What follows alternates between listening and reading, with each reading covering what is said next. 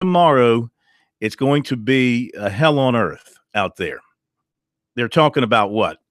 It's going to feel like 104. Temperature of 98, going to feel like 104 plus. Oh, yeah. Well, Bring it. You know it's going to be hot here because that's when I was following the Midwest today. Iowa, 107 index expected tomorrow. Even near the 100 in Minnesota.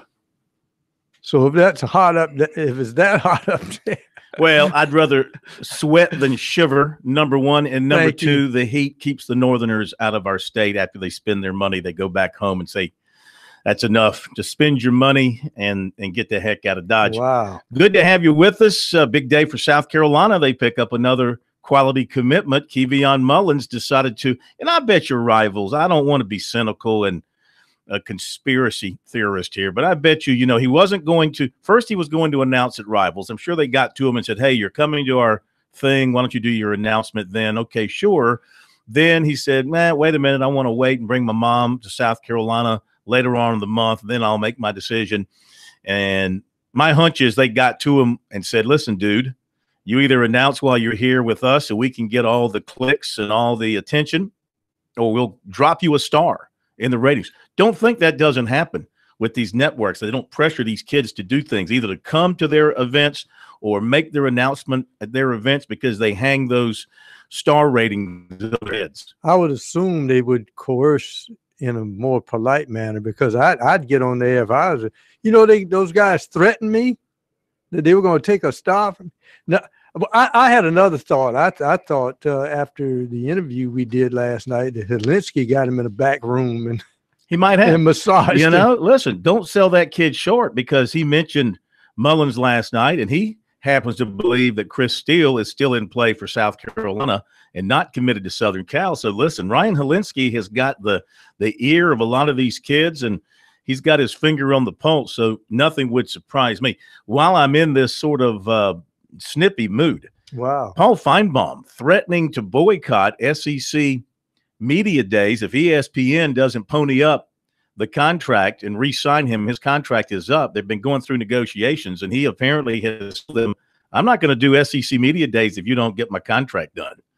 So Mr. SEC, I guess some people think he's Mr. SEC. He's actually Mr. Alabama. If you ever listen to his show, I mean, everything is about Alabama, Auburn. Most of his calls are about Alabama, Auburn. Mm-hmm. But he does have the history of covering the SEC, whatever. He's made a great career out of himself. But he went to Tennessee, didn't he? He did. Yeah. But, he's kind of, laying down the law here with ESPN. Could you imagine me picking up the phone and calling Mr. Learfield and saying, Click. Hey, no, they wouldn't hang up. They say, listen, okay, well, thank you for calling. Don't let the door hit you and blow you out. So I guess if you're Feinbaum and you're in a position of power like that, I guess in the SEC, as if the SEC network would collapse without him. But he has put the threat out there to the SEC about pay up or I'm taking my bald head somewhere else. Well, see, I'm not scared of ESPN. I'm scared of Disney. I heard that Mickey is a cutthroat mouse. He is indeed. And they're only getting, let's see now, what's the deal that just went through Disney? They're just buying Fox, but they've got to sell off the Fox regional networks. Well, they can't hold all of that because that would be too much like a monopoly, I guess. Well, I think wasn't it they're offering a combination of stock and cash in the $70 billion range versus the 60 something that Comcast is offering straight cash. Mm-hmm. So I think that's a little bit of the difference. Yeah, they need to sell off all those regional networks. All right, we have got another dynamite show for you tonight here on Sports Talk. Phil Kornbluth, Professor Tom Hayes, Will Pelagic is on vacation the rest of this week. We'll be back here on Monday. I'll be gone as of Monday for a couple of weeks. When are you going away? It will be until August. And, okay, and then, of course, I'll save some time for the fall. Okay. Mm-hmm. We've got the national championship game, the national championship game in baseball. Unbelievable. How about last night? That is what baseball is why baseball is such a great sport, and you keep messing with it. And even if you keep messing with it, you can't take away the dramatic moments like you had last night with 2 outs, top of the ninth. You're sitting on a 3-2 lead, runner on third. You're 1 out away from a national championship. You get a pop-up behind first base in foul ground, but playable. 3 guys get over there to make the play. Nobody make the play. You give the batter new life. Bang. Base hit, tied game. Next batter, wham. 2-run homer. 5-3 now you're losing. You burn up your closer in the process. I'm not so sure. I mean, it all depends on how the starters do tonight. But if I don't believe that Arkansas's main closer is going to be available because he's thrown a bunch of pitches and he threw a bunch last night. You may have to lean towards Oregon State. You wonder just what kind of mindset Arkansas was in after having the championship in its grasp and letting it slip away. Not only did they let it slip away, but Oregon State did a lot to help them out. I think it was an error early on. And then the pop-up bunt. And the guy's off third, and he gets, they had nobody out, runners on first and third. And then you look up, there's a run on first, and it's 2 out. And I thought they had blown it. I said, Oregon State is not coming back after this. And then just to have that pop fly, I think hindsight is 20/20, and there's a lot of macho-ness going on in baseball. But I'm not so certain that after Oregon State tied the game, if I wasn't Van Horn, I would have come out of the dugout. Let's talk. Let's fuss this right now, because I think the pitcher lost concentration. He served one right up in the left-handed batter's wheelhouse, and he did miss it. And he did. Well, I think he had lost a little bit of gas off his fastball too, because he had pitched the previous night. He had thrown 20-something pitches, I think, and he just.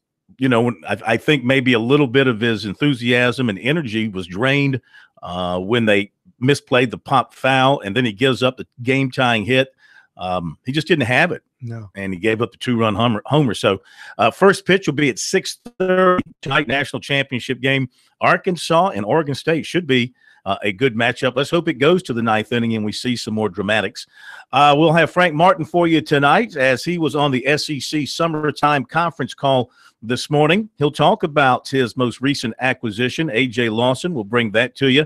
Mike Morgan at the bottom of this hour. Morgan on the move, or as he tweeted me earlier this week, not tweeted me, as he texted me earlier this week as he was bragging about the likelihood of Arkansas winning the national championship and that he called it early in the year.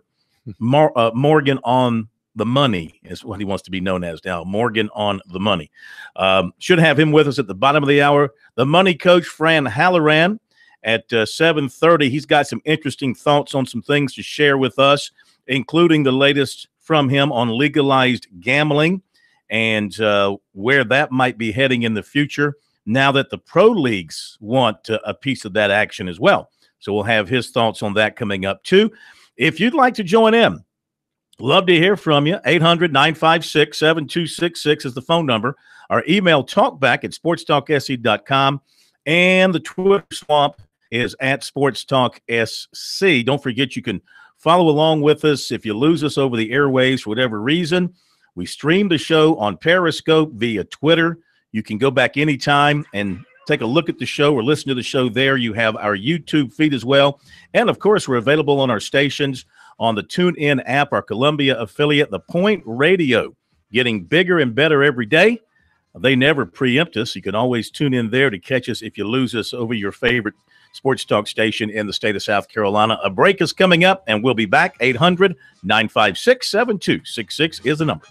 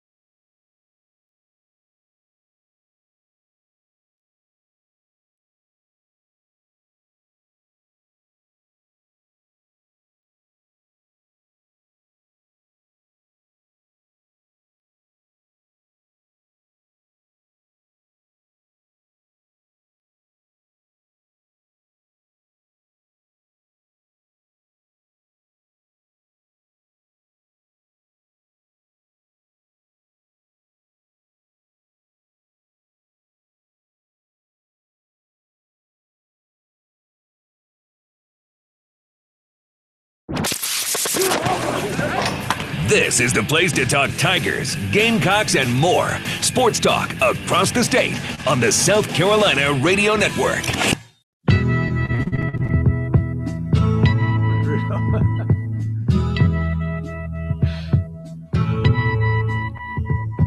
I should mention that Brian Leonard is here once again tonight, producing Up a Storm, 800-956-7266. You can talk to Brian and wish him well. If you call in, you have a question or comment for us here on Sports Talk, you can join us too. 800-956-7266 is the number. Or email talkback@sportstalksc.com and on Twitter @SportsTalkSC. I know it's a quiet time from the standpoint of reaction from the audience across the state. Not much going on except for the recruiting. You know, here in June, after the baseball season is over, recruiting is our lifeblood to get us through into July and then into SEC and ACC media days. And then the NFL camps will open up and then things will get very interesting. By the way, speaking of the NFL, not that he'll miss it, but Jerry Richardson is more than $2 million lighter in the wallet today because the NFL has fined him $2.75 million after its investigation of those claims of inappropriate activities and words and statements and things of that nature when he owned the team. What did he sell the team for? Several billion? Yes. So I think he can handle that. Is that appropriate punishment, you think? Is that strong enough? I don't know. That wasn't on our test. So you have no opinion. Huh? You have no opinion. No, I don't even know how they judge that. I mean, these are guys that's drunk with money. Mm-hmm. I don't know how they came up with. Why didn't they just make it a round figure of 3? I don't know. This was handed down by the commissioner's office, so I don't know what the criteria was for getting to that figure. I don't know what's appropriate. I mean, you see a man worth billions of dollars like that. He's already allegedly paid off the people trying to keep them quiet. According to Sports Illustrated, remember their story said that he paid off people not to go public on the things that he allegedly had done. So he had to come out of pocket for that. Now he has to come out of pocket for this. You know, he's just going to fade away into the sunset. It's too bad that a man who did a lot of great things for a lot of institutions, for a lot of people. I mean, think of the people he employed over the years, starting with his first Hardee's franchise all the way to the huge corporation that he built, then on to the Panthers. And I mean, he employed hundreds of thousands of people probably over the years when you think about it. But it can all come crashing down by loose lips and inappropriate thoughts, no question about it. And of course, you know, and being the first ex-NFL player to own a franchise. That's the big thing there. So and a lot he's done for his alma mater at Wofford. Oh, yeah. Well. Oh, yeah. All right, let's hit the phone lines, 800-956-7266. Love to hear from you for a few minutes here and throughout the program, but we got some people we're going to talk to as well. Let's go to Clark in Greenwood. Hey, Clark, welcome into Sports Talk tonight. How are you? Hey, fellas, how y'all doing today? We're terrific. Good. Well, I'll tell you what, I was really, I mean, I kind of want the closest team to win, you know, home. I'm a Clemson fan, but I've been pulling for Arkansas, you know, since Carolina got, and I pulled for Carolina baseball too, but, well, those fans for Arkansas were really rubbing it in up to about the 8th inning last night. I mean, they were sure of themselves, and that guy hit it out last night. I mean, it looked like somebody walked over everybody's grave out there. They got a barn burner of a game coming up tonight. Let me ask you a question. What would you think? Is there more Gamecock fans pulling against Arkansas because they beat Carolina, or because they want the SEC to win it? And I'm gonna let you go with that. Well, I can't speak for Gamecock fans. I would think it looks better for South Carolina if Arkansas wins it, because you can say, hey, we took the national champions to a third game in the Super Regional at their park. I would think because of league allegiance and because you're playing a team not in your league. This isn't like it's intra-conference matchup. So you're playing a team from the Pac-12. I would think that most South Carolina fans would be rooting for Arkansas to bring another championship home to the SEC. I would believe that. I'm kind of smiling because I look at the games and I'm just wondering. I said, I don't have a rooting interest in this game, but maybe I do. I don't know. Now I have a couple of friends of mine that go to my church, and they happen to live here in Columbia, South Carolina. How they got here, they haven't totally explained to me, but they both graduated from Oregon State. Really? And in fact, my buddy's wife had her Oregon State shirt on when she came into church Sunday. Proud. She said, "Have you been watching the baseball?" It's pretty amazing how good the baseball between Oregon and Oregon State has been the last few years, because Oregon's pretty good too, aren't they? Yeah, Haven't they had their moments. Well, yeah. Remember that Clemson ran into the Ducks. That was Oregon, right? I was there. Yeah, and they stole like 20 bases that game. They couldn't. I'm exaggerating, but yeah, they came in with a bunch of speed and they laid it on the Tigers. But see, I remember when Oregon and Oregon State did not have baseball. First of all, people thought with the rainfall they have, it wouldn't work. In fact, that was when they were in the old Pac-8. And then that was the great thing about it, is because since those teams north of California weren't having baseball, I think Washington State did have baseball. They called it the six-pack. Mm-hmm. And then Oregon decided, well, we're going to have baseball. And boy, have they gotten good quickly, both teams. Go to Glenn in Charleston next up here on Sports Talk. Glenn, I know you have become South Carolina's media bad boy, replacing Alan Smothers in that role. How are you? Hey, man. How you doing? Good. How's everybody in your company? I think everybody's fine. Well, Will's on vacation, so I'm sure he's had a lot to drink and a lot to eat at this point.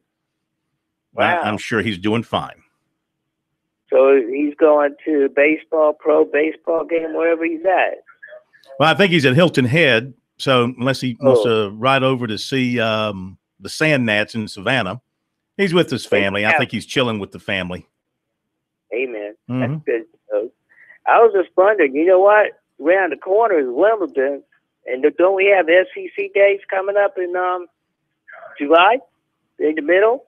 Yeah, SEC Media Day comes up second week in July in Atlanta this year. We'll be there for that. And the first preseason games coming up the end of July, ain't it? Or towards August? Mm-hmm. Yeah. NFL camps will open late in July, and then we'll go to like the second week in August. Well, you'll have the Hall of Fame game that'll open things up, and then the next week you'll get into the NFL preseason games. Hey, thanks very much, Glenn. Appreciate the call. Let's continue on the phone lines, 800-956-7266. Tiger Brian, late in the afternoon. I wonder what kind of shape he's in. What's up, TB? Hey, I'm in good shape, man. I've got my ice cream churn going, making some chocolate ice cream. I wish I was here, man. I got a recipe like the Frosties you get at Wendy's. Oh. Man, it's off the chain. You can Google it. You put whipped cream in it. You make it yourself? Well, the machine makes it. Mm-hmm. I just mix it up. And, you know, I'm drinking beer, man. I ain't making nothing. Yeah, you know how I roll. Hey, I'll do it like that. Right. I got a question for you. Uh-huh. Like, if Bentley don't leave, this hot shot quarterback like Carolina's supposed to be getting, do you think he'll transfer? I mean, you know, we've had that problem. You know what I mean? If they don't get to play, they're going to leave, man. Yeah.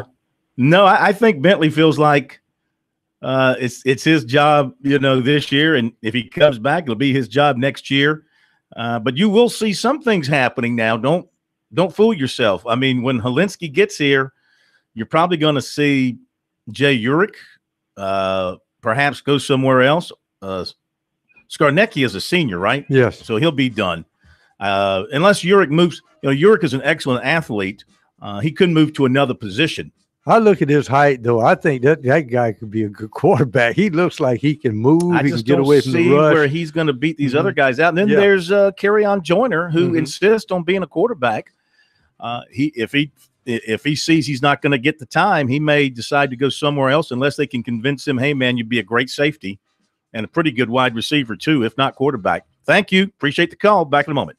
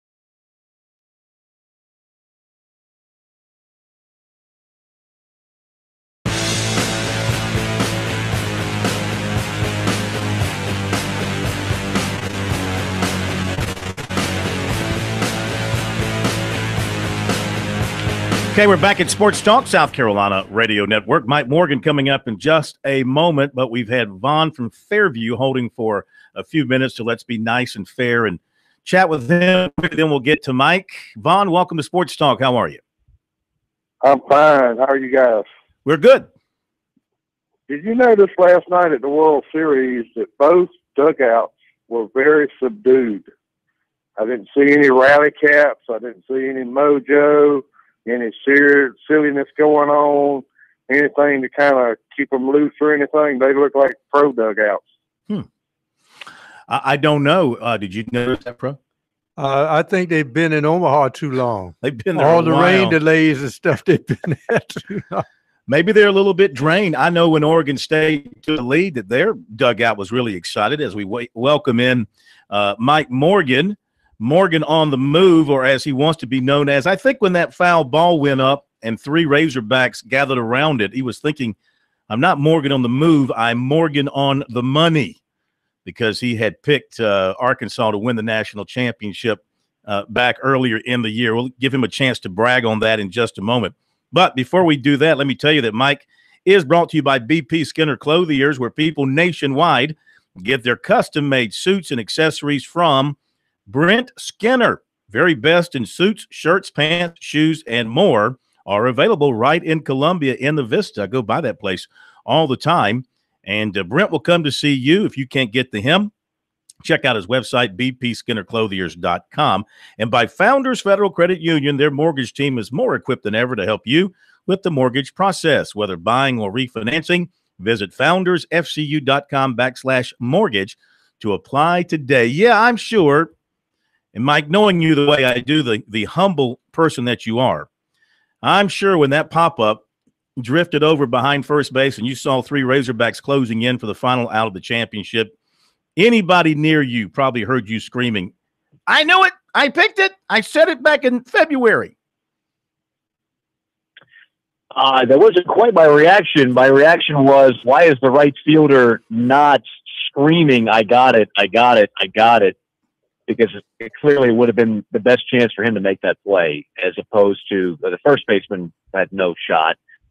And Carson Shaddy's a quality second baseman, but he actually overran the ball. He had trouble spotting it. It had a lot of spin on it, and the right fielder had a beat on it and was not aggressive. And it could be a mistake that cost him a national championship. You want to talk about an ugly thing to have to sit with for a long, long time if that turns out to be the case. You know, for years and years, I watched Ray Tanner teams when they got to a particular ballpark on a Thursday. You know, the series usually starts on Friday. You get there on a Thursday, you go right to the ballpark, you change, put on the uniform, and you watch just fundamental stuff. And, you know, it's not fun to watch. Quite frankly, it's pretty boring. But BP's one thing. You've got to work on things like that. I know Dave Van Horn in Arkansas does, but that's why you do it, because you never know, and that's going to be the kind of play that wins or loses a game for you. In this case, it could be win or lose the national championship. My goodness. That's give Oregon State credit. They've been doing this all year long, all postseason long. They keep winning, coming from behind. Another elimination game. I believe that's 5 straight they've won. But if you're Arkansas, that is a lot of pain and a lot of anguish you've got to overcome in a short amount of time, because you basically had a trophy in your hand. Yeah. So who do you like in terms of the way the pitching matchup goes tonight? You would assume that the closer for Arkansas, who's so good, is not available tonight, or maybe for just a pitcher. Would they throw him? Would they run him back out there for a 3rd straight night, even just to get a couple of pitches out there, maybe to just get a single guy out, or is he going to be out? And if so, where does the advantage lie going in? You know, Arkansas is pretty deep, but so is Oregon State. This goes back to a conversation I think we had last week when it came to Heimlich about the fact that he was struggling. How much is that going to affect Oregon State? Well, obviously it affects you, but it's not devastating to the point that they're a one-trick pony. Neither one of these teams got to this point by lacking depth. And there's always going to be attrition when you get to this point. Game 3 of a national championship series, everybody's going to be playing a little bit shorthanded from a pitching standpoint. So I think overall it's still an even-Steven matchup. in terms of personnel. Again, I just worry psychologically to lose the way they did. Look, if they just lost, right? I mean, if Oregon State took a 5-0 lead and then held on to win it 5-3, something like that, that's one thing. But to blow a ninth inning lead and to blow it on a pop-up, which granted is not a routine play, but a play that certainly you can make to put an end to everything. I wonder how they'll come out today. That's a little bit of a concern for me. Yeah, especially when you think about Oregon State on a couple of innings, almost served it up on a silver platter with some base running and that pop-up bunt that you thought may have cost them a chance to win the championship. But I don't know what you would say coming out of the dugout, but I thought Van Horn should have come out and just talk to the pitcher and catcher and bring the infield in and just talk about it once they either drop that fly ball or when they got the tying hit. I don't know what you would say, but I would think my team needed to reboot at that point. And then suddenly, of course, then the pitcher who's running out of gas throws an atom ball right to the next hitter, and that's all she wrote. Yeah, I don't disagree with you. I think on a play like that, particularly with young men, and we're not dealing with pros, we are dealing with 19, 20, 21-year-olds. The college game, as we see time and time again, is played differently, the emotions are different. I heard your last caller talking about I don't know if there's a lack of chatter or what. There certainly wasn't a lack of emotion. I mean, when Oregon State hits the home run tonight, that whole dugout erupted and was spilling over, and it was the kind of reaction you would expect. I mean, they don't have some kind of gimmick like the bananas that Mississippi State had, but but there is no. I mean, the great thing about the College World Series, more so than the Pro World Series, and again, I think most of us here like both of them. So this is not me slamming Major League Baseball at all. I'm a huge fan of Major League Baseball, but the college game clearly has more emotion that the kids just wear on their sleeve. And you do things that you react in a way that if you did it in a major league game, people would say, boy, that's Bush League, that's amateur. We don't act like that at this level. In the college game, it's just expected.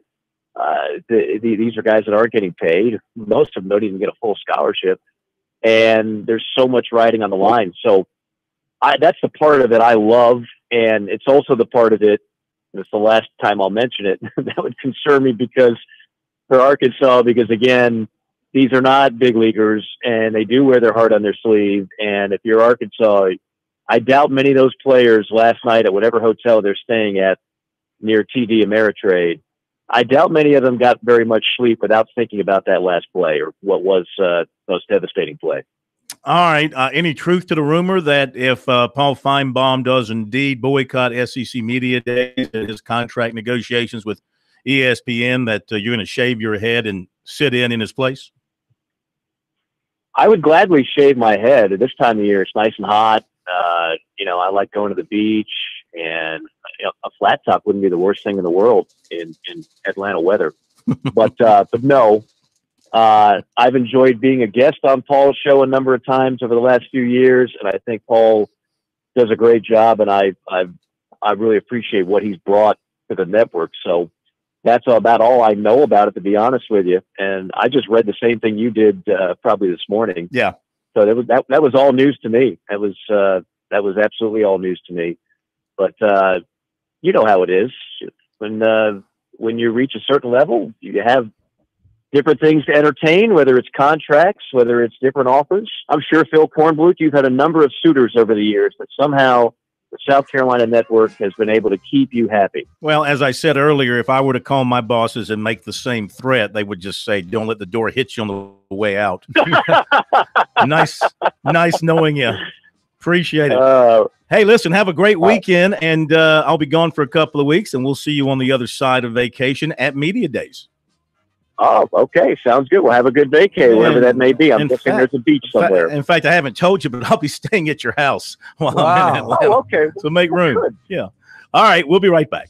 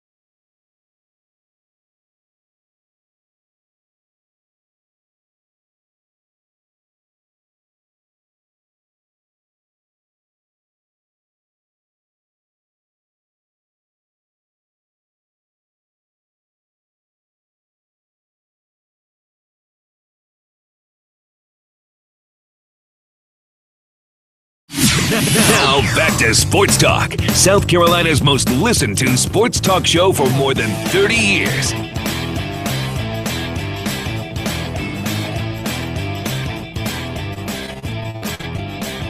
Thanks to Mike Morgan. Morgan on the move and maybe Morgan on the money if Arkansas wins tonight. Appreciate Mike being with us as always. 800-956-7266 is our phone number. What happened in the top of the first? I wasn't able to watch. Arkansas had a run on first, but they put out. So we're going to the bottom. Going to the bottom and with the Oregon State. Beavers, the home team. Yep. Beavers, the home team this time. They were the visiting team last night. So, hey, listen, you love being the home team because you get that last at bat. Perhaps you can pull it out, but they didn't need the last at bat last night. They took care of business in the top of the ninth and then held on in the bottom of the ninth. The weirdest thing about this is everybody's doing things differently now.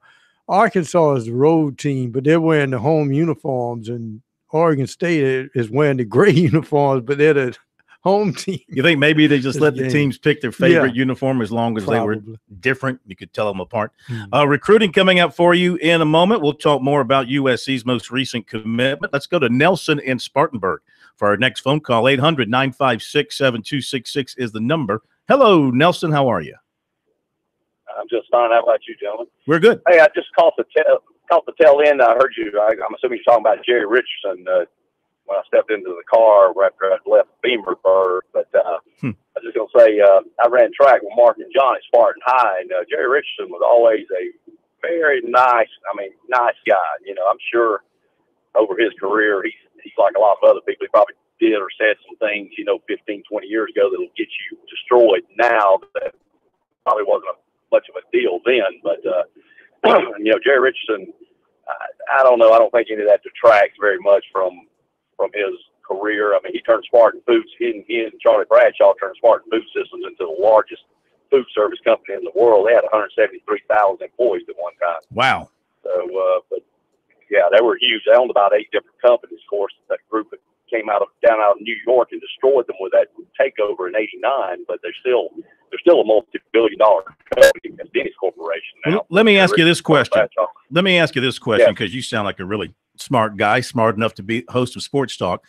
Do we treat a guy like Jerry Richardson unfairly today because of the times that he was in and the things that he did back then, which perhaps I don't want to say acceptable, but maybe just overlooked? Or with the people back then, do you blame them back then for not being more outspoken about it and stepping up and taking action? Or is it just the times that we live in today with so much being played out publicly in every facet of life? I think it's the hyper-partisan times we live in, because everybody's a product of their time, and it was a different world, and today even the smallest of things today will destroy people. Mm-hmm. It doesn't have to be that serious anymore to destroy people. So I'm not excusing. I don't know what he did or didn't do, but I mean, you're like me. You've been around. You and I are probably close to the same age. But I'm age neutral. I don't have an age. All right. Well, I'm not age neutral. I'll be 60 in a year and a half. But sorry to hear that. You're done. Let's go ahead and start putting the dirt on you. I was still running outfield 10 years ago before my ankle finally gave out, but I'm done now. That's for sure.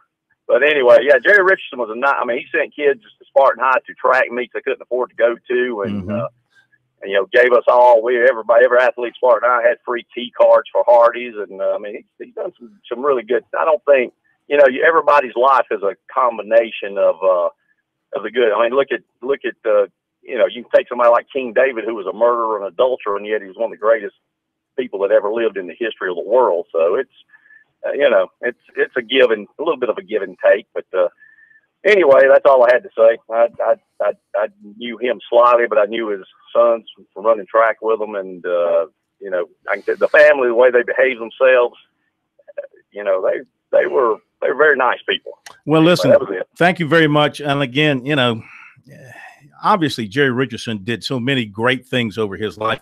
Had some tough times. He lost his son, John, to cancer, I think it was.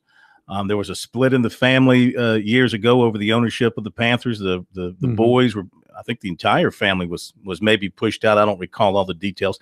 Mark Richardson, I remember when he played at Clemson and met him a time or two when they were making the rounds in the 90s, pushing the idea of an NFL team for the Carolinas. A very, very nice guy. But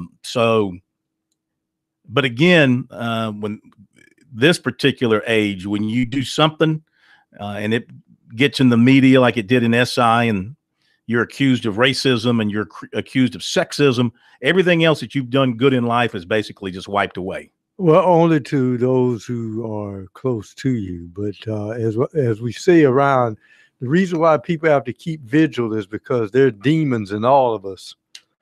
And then Sunday, when they actualize themselves and you're dealing with the public, it can cost you a lot. I didn't know King David was a bad guy like that.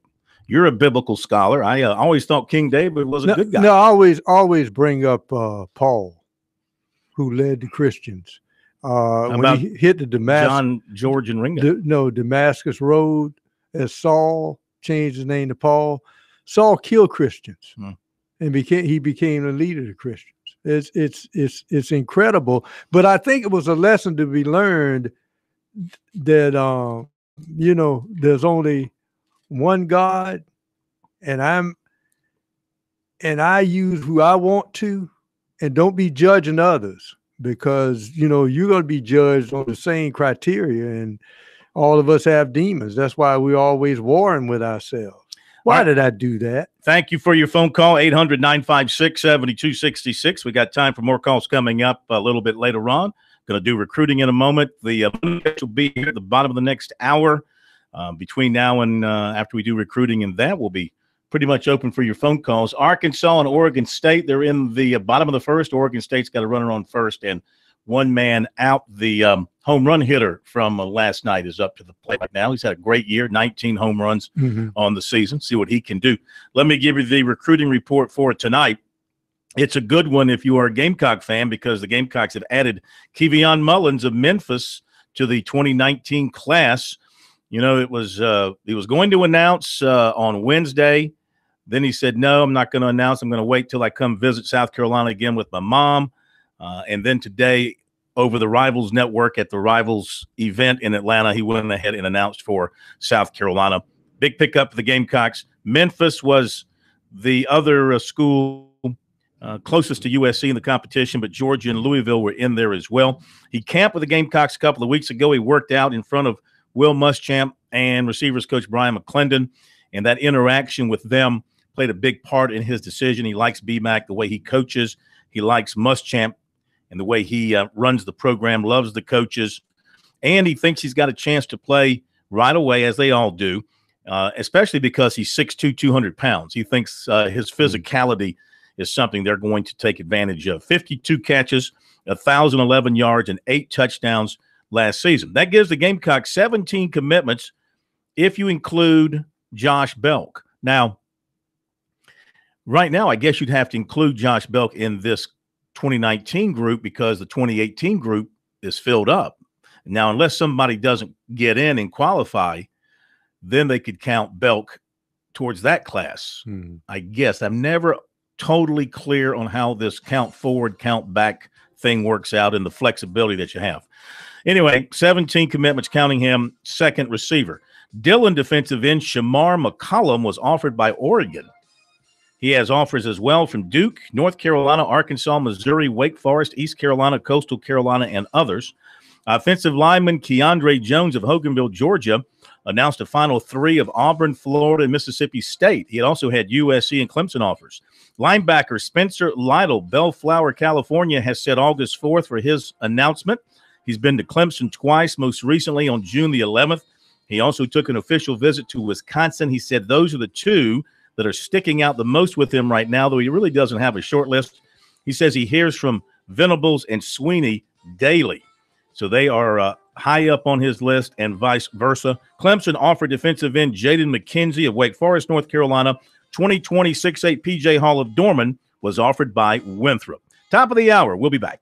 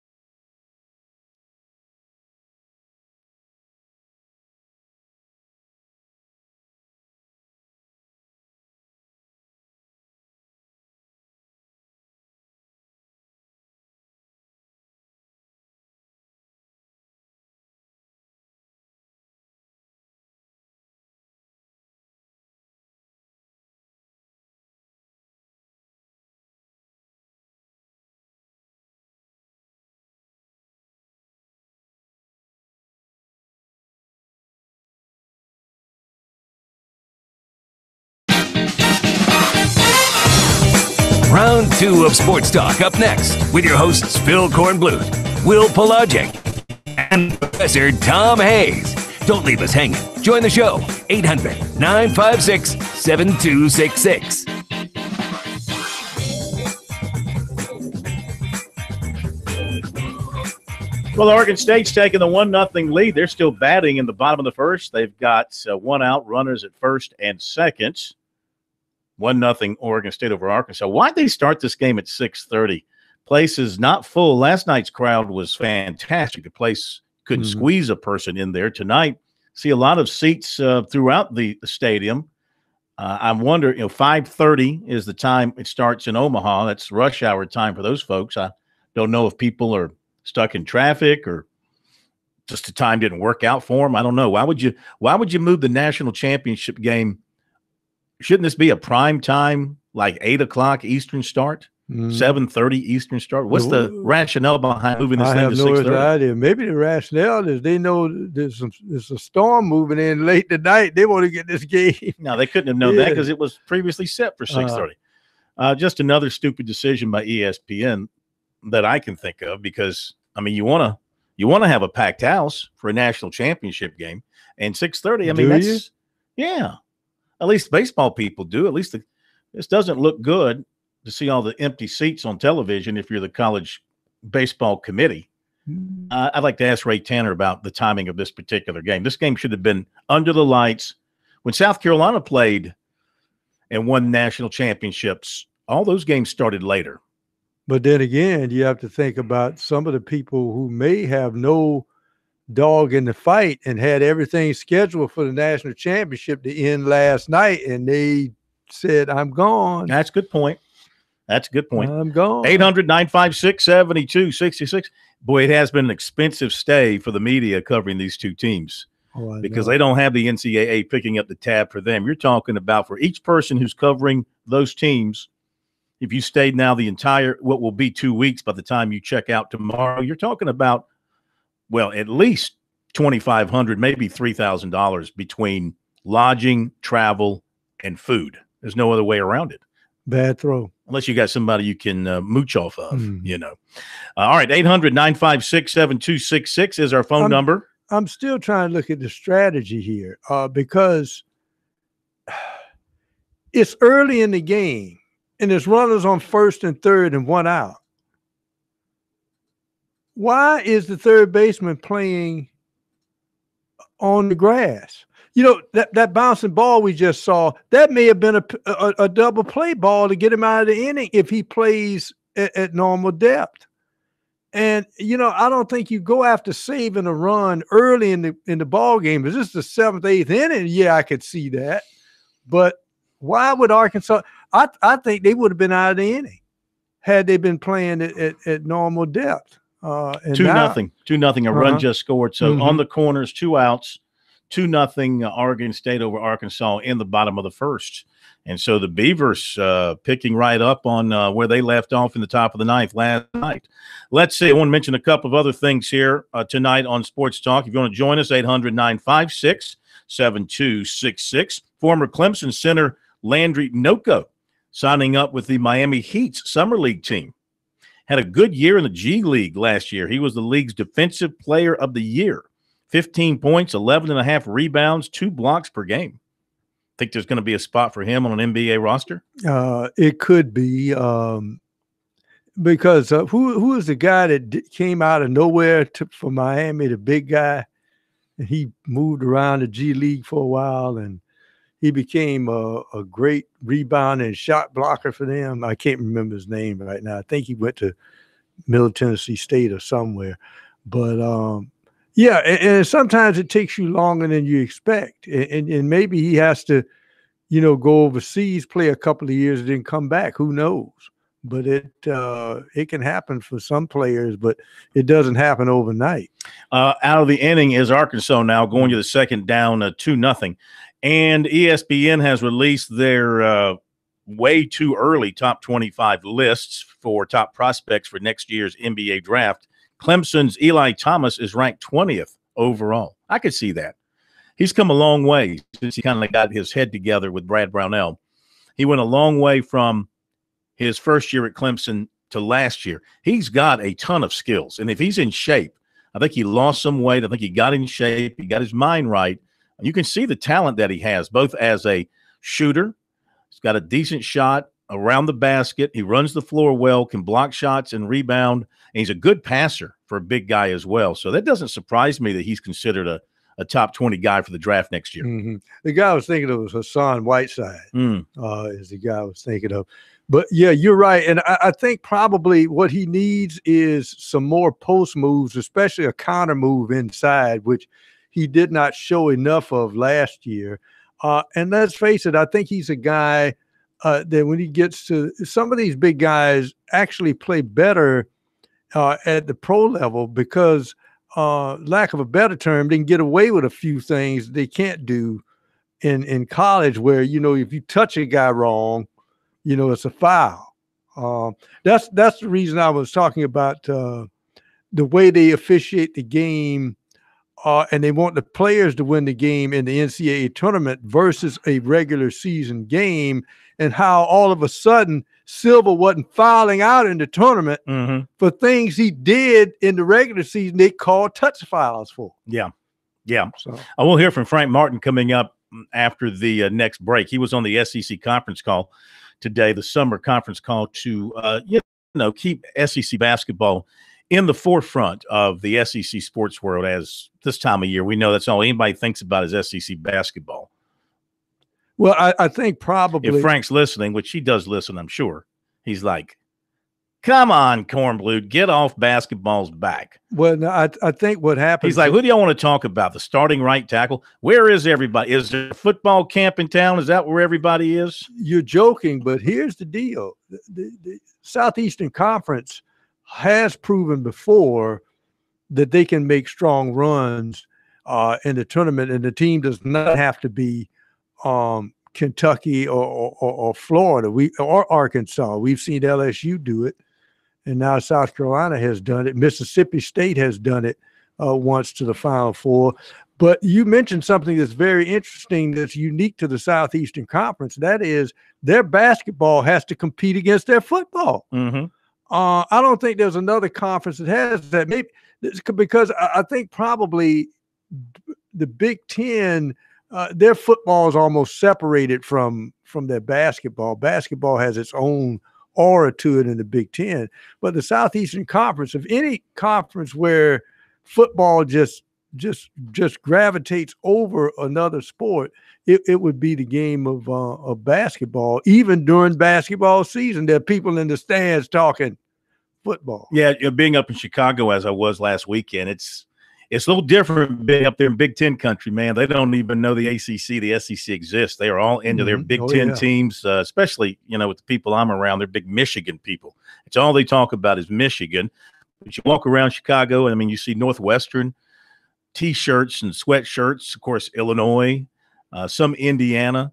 You got all that kind of right up there because, on the other side of the lake from Chicago is Gary, Indiana. Yeah. So you're kind of right in the middle of it all there. The only thing that freaked me out when I first started going up there about 20-something years ago is because of basketball. It has nothing to do with football. But how many Kentucky fans are in Southern Ohio? Because they get the SEC broadcast, and this is before the SEC network started, that a lot of their local stations carry Southeastern Conference basketball because they carry in Kentucky. And so there's that blew my mind. I said, y'all are Kentucky fans. They say, yeah, we watch Kentucky. Yeah. All right, Frank Martin coming up after the break. He'll talk about his newest acquisition, A.J. Lawson, who committed to the Gamecocks earlier this week. And he'll talk about some other things with his team, just another kind of summer recap of things. Just another way to get through another day until we get to football. That's all we're trying to do right now. Not that it's not important. We think basketball, baseball, everything else is important except the World Cup here. Just trying to – maybe if we spent more time talking about the World Cup, we could get through the day much easier. But I prefer not. I think I'd rather watch a painted room dry than discuss the World Cup here on Sports Talk. Back in a moment.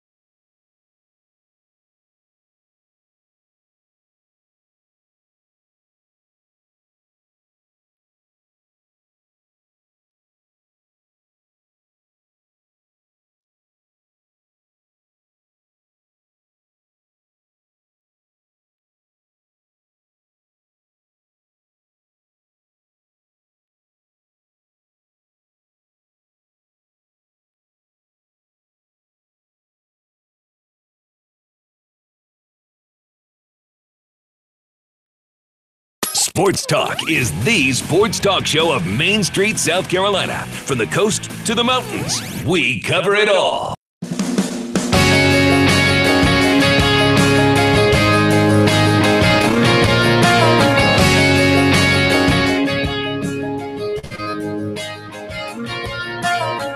And you're back with us here on Sports Talk, South Carolina's most listened to sports talk show every single night from 6 to 8, over 30 fabulous stations here in South Carolina. We don't say enough how much we appreciate our radio stations, our affiliates, the program directors, everybody involved that have been with us over all these years. We really appreciate it. We're glad that we're able to bring Sports Talk to you every night over the airwaves, and of course now through modern technology, all the other ways that we can get ourselves to you. Should you miss the show, go back and watch it on our website, SportsTalkSC.com.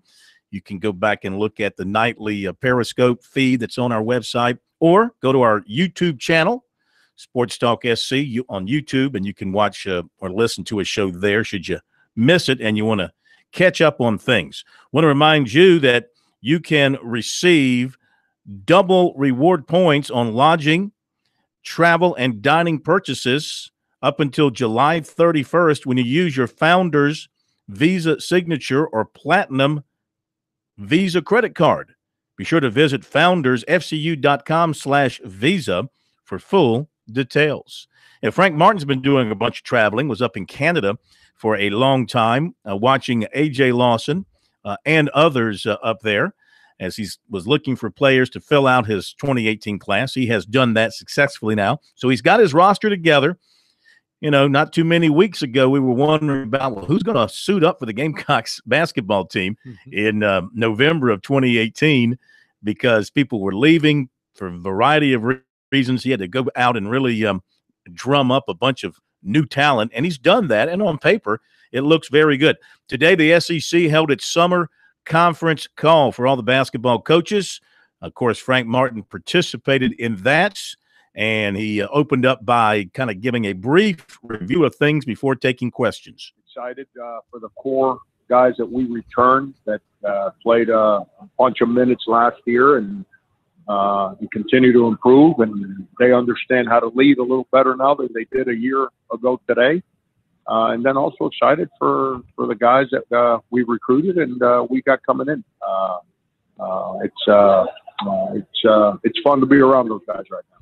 Hey, Frank, can you just speak a little bit about, obviously, AJ being signed and committed the other day, what he brings to you? Obviously, you're up there in Canada seeing him at the FIBA thing a couple weeks ago. A pretty big piece that reclassified late. What will he bring to your team? Yeah, I mean, he's like PJ Dozier all over again. A little different as a player, but he's every bit of 6'6", 6'7", point guard that can play off the ball. Extremely fast with the ball. Now, probably shoots it better than PJ did at the same stage of his career. But when you throw him out there and you complement him with Jermaine Cousinard, TJ Moss, you know, big, long guards that all take on the defensive challenges and understand the game as point guards. Kind of gives me the nucleus of young kids that we feel pretty good about the guard. But AJ's unbelievable kid. We've been recruiting him for a year, thinking he was going to be a 19, and when he called and said he was going to change his mind, we jumped on it right away, and we're very, very fortunate that we were able to sign him. Now that you have the full roster in place, what are you most excited about this group kind of going forward?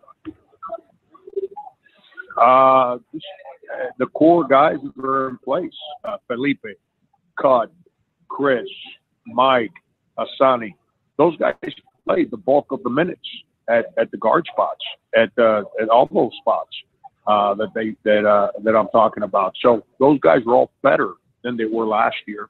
And the more important part, now, you know, a year ago, they were that group of guys I was telling you about. They were like, you know, reaping the benefits of going to Final Four and being secondary players in a Final Four run. Now they are the guys responsible for our good and bad last year. So they're better prepared to manage things at the same time of year. So when you got a core of guys that you like a lot, that have played a lot, that have proven that they're good players, it's really going to help those young guys and those first-year guys that we got in the program. I can't complain. I was just wondering when the new guys, the 5 freshmen and the 2 transfers, will be on campus. Are all those guys going to be here by the end of the month? Returning players that are not on campus are Mike Kotsar, who's in Estonia playing with their national team, and Felipe Hasse, who's in Chile playing with their national team. They will both be back here next week. All our first-year guys are on campus, with the exception of Frank and Cousinard, both of which we expect to have on campus next week too. And how's the overall health of the team, Frank? Anybody fighting any nagging injuries? No, we're good right now. It's everyone's in a good place physically. We spent a lot of time in the off season, just all those returning guys continuing to change their bodies and get physically more prepared for the rigors of college basketball, and they've all done that right now. Chris Silva, I know he put his name in the draft, took it out. How big is his return for you guys? And Daniel Gafford could have put his name in. It probably been a pretty high pick, but he didn't even put his name in. What do you think about Gafford's decision? And then there's about 10 or 11 really good players who decide to come back who Gafford could have. It makes our league that much harder. It's why our league right now is the hardest league in the country, plain and simple, because guys like Gafford are coming back, Chris Silva coming back, CJ, what's his name in Kentucky, PJ Washington coming back. There's some Porter at Missouri. There's some unbelievably good players that probably be playing on a summer league team like here in a couple of weeks if they had gone to the draft and prepared to go to camp in September. Instead, they're going to be playing college basketball. It's everyone's got to make the decision that's right for them. But it just goes to show that their experiences on our campuses are a little deeper than winning and losing games. That's unbelievable experience that they're willing to stay the course and stay in there a little longer.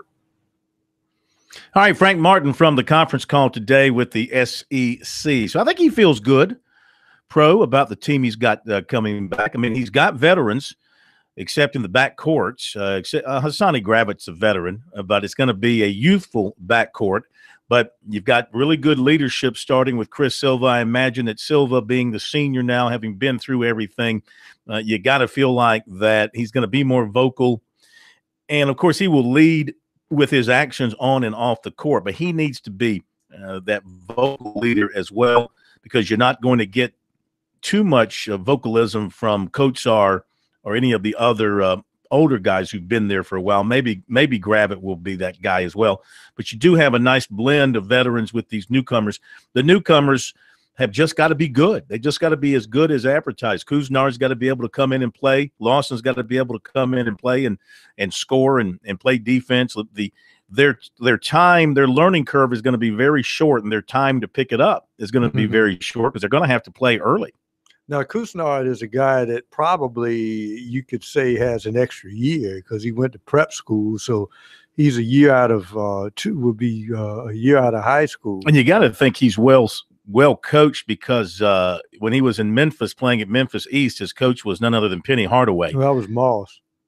You're talking about Cousinard. Yeah, I'm sorry, TJ Moss. Yeah, my bad. No, so Moss should be well schooled and well coached, considering. He went to prep school as well. Exactly. Yeah. So those are two guys that actually they spent their first college year actually playing prep ball. So they'll be a year older.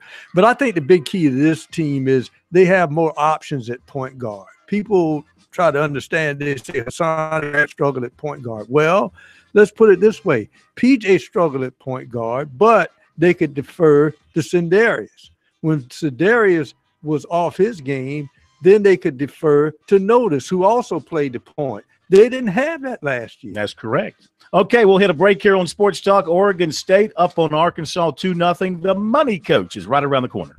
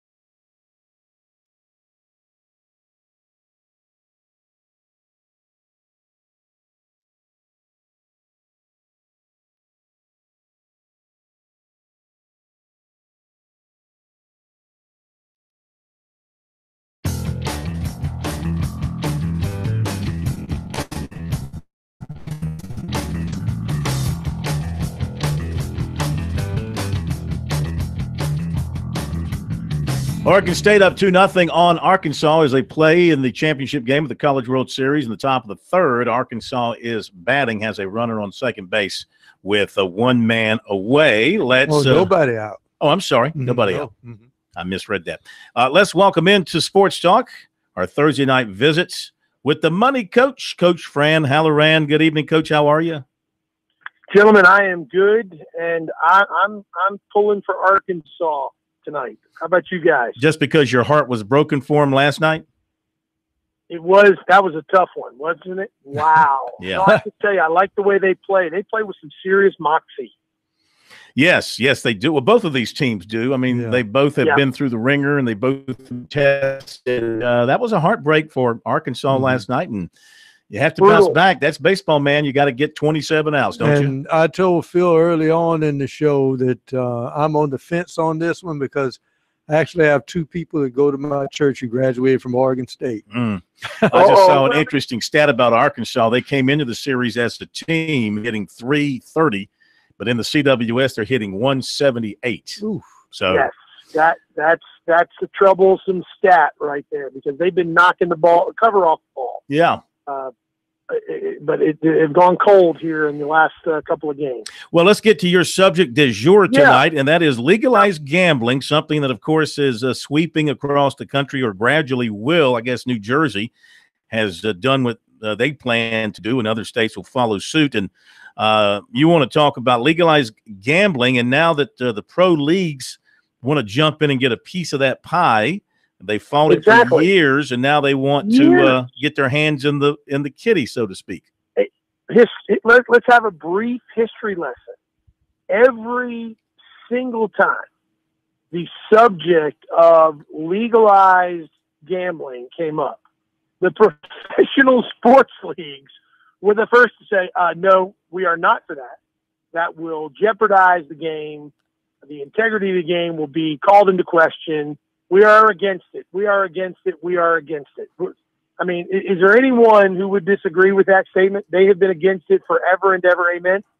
Oh, yes. And let's face it, there have been a lot of times when teams tried to send out a flyer about moving an NFL team or getting an NFL team in Vegas. And that was almost verboten to even speak of. That's exactly right. That's exactly right. Because that is Sin City, and if Sin City could get their hands on an NFL franchise, oh my goodness, the terrible things that could happen.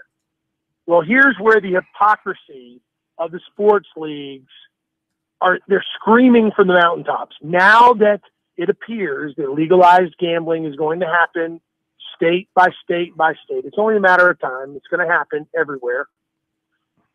The leagues want their piece. And guess what they're calling the little piece, the little snippet that they're going to get? Have you heard what this is called? Have you heard the term they're using to describe their piece of the pie?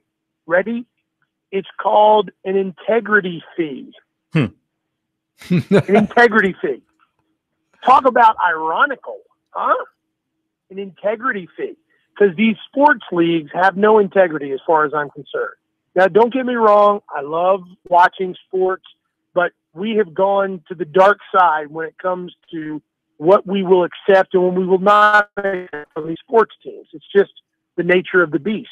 But we're talking about the leagues all getting a piece, somewhere between 1% and 2.5% of all the gambling dollars that may be spent legally throughout the country, because the leagues are now saying, well, if you're going to bet on our sport, you're going to be using our statistics, our intellectual property, so we need to have a piece of the pie. And even the players' unions are talking about now getting involved and saying the players' unions should get their own little integrity piece of the pie. Gentlemen, I am here to say that sports as a whole, professional sports, they're off the deep end, and now they're drowning themselves. This is absolutely ludicrous. I understand from a business standpoint what they're doing, but you cannot even for a moment not call a spade a spade. This is hypocrisy at the highest level. And I just wonder what the ramifications are going to be for the fan base. Mm-hmm. I wonder if the fan base will see through this or accept it, as we seem to be so willing to accept so much as long as the dollars are big enough. Yeah. Somehow I hear Michael Douglas's voice in Wall Street. Greed is good. Greed is right. No, but yeah, follow me here, especially in the NFL's case about this integrity fee. It seems to me they can't figure out how to get more butts in the seats, since a lot of people, and this is before the national anthem flap, when people stopped coming to the games because they had their own little comfort zone with their big screen TV in their dens. And so now the integrity fee will make up for those people who are not in the stands. Or Bro, you read my mind. You read my mind, because part of what I think these professional leagues really see this as is a way to pull more money in, because they've lost so much because people don't go to games anymore. You totally read my mind. We're on the same wavelength. I think that's a huge part of it, because so many of us now have these big TVs at home. Heck, I got Carolina tickets. I haven't been to a Carolina game in years. My wife and my 3 youngest children go every single home game. I'm much more comfortable watching a game from my home. But see, you're a coach. But you're a coach. You look at a game differently. I mean, we have to remind people that you spent much of your career on the football field coaching young people. Much of it, and that's a good point. I have said on many occasions, if I never see another live football game, I'll be okay with it. But I think the direction we're going in pro sports, the hypocrisy that we're expected to just swallow as fans, is sooner or later going to reach a tipping point where fans are going to say, no more. I can't stand this anymore. I may as well be watching, not to offend anyone, professional wrestling. Because it's all going to be about the dollars. It already is, but we still have this. We still think the games are fair behind the scenes. Eventually, it'll be pro wrestling. And it's a shame, because that's not what sports were ever intended to be. It's a shame. On a lighter note, I'm going to be spending a couple of days in Las Vegas here coming up. and our friend Mike Morgan has a roulette theory that if you stand there and let one color build up long enough and then you bet on the other color, your chances of winning are pretty good. And I've seen him in action walk away with a lot of chips by doing so. You advise? Interesting. No, I advise to keep your money in your pocket and let me invest it for you, and we'll do a lot better. Well, you don't think roulette's a good investment? No, I know. Not a big gambler myself, Phil. Not a big gambler myself. Just I would ask you, do you hold or take a hit on 15? What would you tell me? Oh, I'm going to probably take a hit. That's why I wouldn't be a good gambler. But I'm probably pushing way too much. Well, if I lose my shirt, I'll call you to ask you to send me one. There you go. Well, I'm out there. If you get in any trouble, don't call, because I'm not flying to Vegas to get you out. Well, speaking of calling, if people do want to get some real good stuff from you, some real insight, how can they reach you? We'd love to hear anyone who'd like to be clients of ours. Higgins and Halloran Financial Group, retirement planning, insurance planning, financial coaching. We do it all. 888-779-2557. That's 888-779-2557. One last thing, Pro. I understand maybe you're going to introduce some Miles Davis to my son, Frank. Yes, I've already addicted him to the legend of Jack Johnson. There you go. Give him some culture, my friend. Hey, Coach, thanks very much. Have a great week. We'll talk to you next week. Y'all too. Take care. All right, man. The money coach, Fran Halloran. Oregon State, Arkansas is still 2-0, but Arkansas's got bases jammed and one out in the top of the third. Kerstead at the plate. You saw 4 guys run to the Oregon State bullpen once the bases were loaded. Hey, man, it's everybody on deck tonight. You got all year to recuperate if you're coming back, or got some time to rest before you move on to your next stop. All right, 800-956-7266 is the phone number. We'll be right back.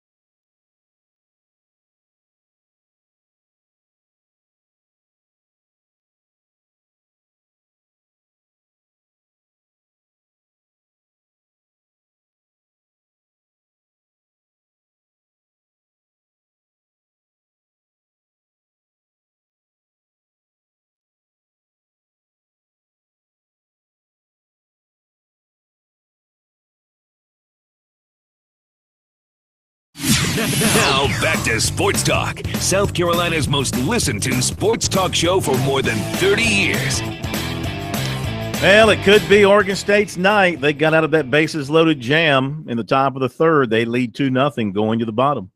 And let's face it, last night, Oregon State had the bases loaded. Well, they had runners on first and third a couple of times and did not score, but they kept their heads up till they could finally steal it right at the end. So even though you escape out of that jam, I would have liked to have seen Arkansas give the medicine to Oregon State they did to them to get the first run last night. And that was a suicide squeeze. But Arkansas went to swing for it. How about that bunt in the ninth inning that guy got down top of the ninth where the ball was coming right at his noggin and he had to get the bat up and he put that thing right down the first baseline, got the runner over to third. There were 2 outs. I know baseball strategy. You got to get the runner to second base. You know, if you get a guy on with nobody out, you're down a run, you got to get him to second. But I hate to give up that out. To leave yourself only two chances. But they say that, the percentages, the numbers all say you got better chance of scoring from second than you do from first if you can get them there with less than 2 outs. Bradley writes to us here on our Twitter swamp page talking about Jerry Richardson. He's no longer an owner, so does he still have to pay the fine? And I think we've concluded that he still does. He hasn't officially – has he officially turned over the team? Has he gotten his money and actually handed the keys over? Because I think everybody at this level always looks at the end of the fiscal year as the line of demarcation. And technically we're not there yet. Usually the end of June is the end of the fiscal year for most people. I had somebody here questioning the story on the number of commitments for USC, saying 16. Yes, if you're talking 16 high schoolers, I've got Josh Belk on the list for 2019 to make it 17, simply because you got to put him somewhere. And right now there's no room to put him back in the 18 class. So I would think that is where he would go. Let's update the golf. It's the Quicken Loans National Tigers tournament, the one he started. This is his last year. This tournament's going away because it's losing its sponsorship. Quicken Loans is taking its money and putting it in its backyard, which is Detroit, and there'll be a new PGA tournament in Detroit next summer. Yeah. So this is in Potomac, Maryland, and I think this is at Congressional, one of the old, long-time famous golf courses. Andrew Landry and J.J. Spahn, 7 under 63. Billy Horschel, Andrew Putnam, they're in at 6 under 64. That's the top of the leaderboard.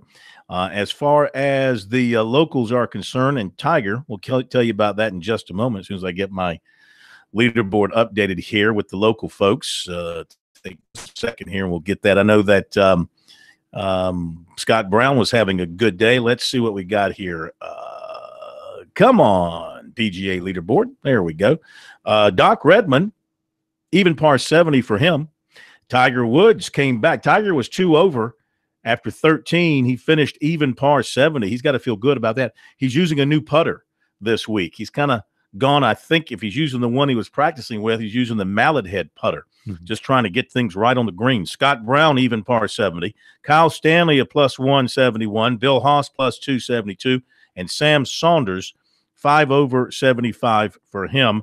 And the cut is, I guess they're not projecting the cut yet. This is just the first round, Corn. Don't get ahead of yourself. So that's the way things look here after the first round of that tournament. We'll have, of course, George Bryan III with us tomorrow night to talk more golf. We'll have Monty with us tomorrow night to talk about the weekend of racing in Chicago. Looking forward to that. Major League Baseball ongoing tonight and this afternoon. Right now, Minnesota has beaten the White Sox in 13, 2-1. Colorado beat San Francisco 9-8. Washington 1-0 on Philadelphia, bottom of the second. Houston, Tampa Bay scoreless in the second. L.A. Angels and Boston are scoreless in the third. Cincinnati 2-0 on Milwaukee second. Arizona beats Miami 4-0. Oakland beats Detroit 4-2. I think that's 9 straight losses for the Tigers. They have hit the skids. Wow. Seattle beat Baltimore 4-2. What a disastrous year for the Orioles. And the Cubs came back to beat the Dodgers. They were trailing in that game. They come back to win 11-5. Braves are off tonight. They will return to action tomorrow. They open what for them should be a key 10-game road trip to kind of get them into the All-Star break here pretty soon. Still hanging in at first place there in their division, but they did lose their last 2 series at home, and they got some guys kind of beat up. So kind of a big series for them beginning in St. Louis, and they head up to Yankee Stadium, where, of course, they will take a beat down. I hope. You say that. Yeah, you say that. I want to the Astros, by the way, this is interesting. Carlos Correa. They're all everything shortstop, back spasm, stiffness. That could be a problematic for the Astros. I was looking at MLB.com. They have their draft tracker, and they keep up with the signees from the draft and the signing bonuses. I thought this was kind of interesting. So let's take a look. Seth Beer got $2.25 million to sign, which was just a little under the slot value for that pick. He was the 28th pick in the draft. Carlos Cortez, the 83rd pick, he got a little over $1 million to sign, which was about $300,000 above the pick value. Adam Hill, USC, he got right on what they call pick value, $507,800. Adam Scott of Wofford, he must be he was senior. This is where when you're a senior, you got your back to the wall. His pick value, he was number 133. The pick value was over $400,000. He signed for $50,000. See, that's the danger of coming back for your senior year. Riley Gillum from Clemson, a junior, he signed for $550,000. The pick value was $379,000. Ryan Miller from Clemson, he was a senior. His pick value was $243,000, almost $244,000. He signed for $25,000. Okay. So they got you. Cody Morris, he signed for $185,600, right on the pick value. Seth Lancaster from Coastal Carolina, really good shortstop, a senior. His pick value as pick number 227 was $180,000. You know what his signing bonus was? $10,000. Ding, ding, ding, ding. Chris Williams from Clemson, he must have just signed these guys. When I checked this last night, these guys weren't listed as signed. I guess they must just recently signed. Chris Williams, a senior, his pick value was $162,000, signed for $10,000. Madison Stokes, pick value was $142,000, signed for $10,000. Kevin Woodall, one of the best players in the state, one of the best players in Coastal history, a senior, drafted in the 10th round. His pick value was $138,000. You know what his signing bonus was? $5,000. Yep. $5,000. And then they tell the seniors, where's my money? He said, well, we got to pay for these hotshot juniors. Jake Higginbotham from Clemson signed for $125,000. Tanner Myatt from Florence Darlington Tech. Again, these are underclassmen. He signed for $147,000. Evan Sisk, College of Charleston, a junior, he got $100,000 to sign. But Luke Morgan, his teammate, a senior, an outfielder, 20th round pick. He was picked about 120 picks after him. He got $5,000 to sign. So you got to think about that when you're that junior. Maybe you didn't get picked as high as you thought, but you got picked. You come back for your senior year, unless you're going to be a first round pick and can demand it, you're going to get chump change if you're picked on down the line there, because you don't have any leverage. No. I was shocked. I just happened to be looking over here. I was just wanting to check off who had signed. I started looking at these numbers. I'm like, you're kidding me. I cannot believe that they signed them for that much under their pick value. That was just very strange to me. What's the latest here? We got an argument. I don't know what we got. Some chirping. Got some chirping going. Oh, somebody just got tossed. Somebody just got tossed. I can't tell who he's pointing at. It must be the Arkansas dugout, because Oregon State. Somebody got tossed between innings, it looked like. Yes. I don't know for sure. That'll do it. Thank you, Brian. Fabulous job, Pro. Great job. Everybody have a great night. We'll see you back here tomorrow night on Sports Talk.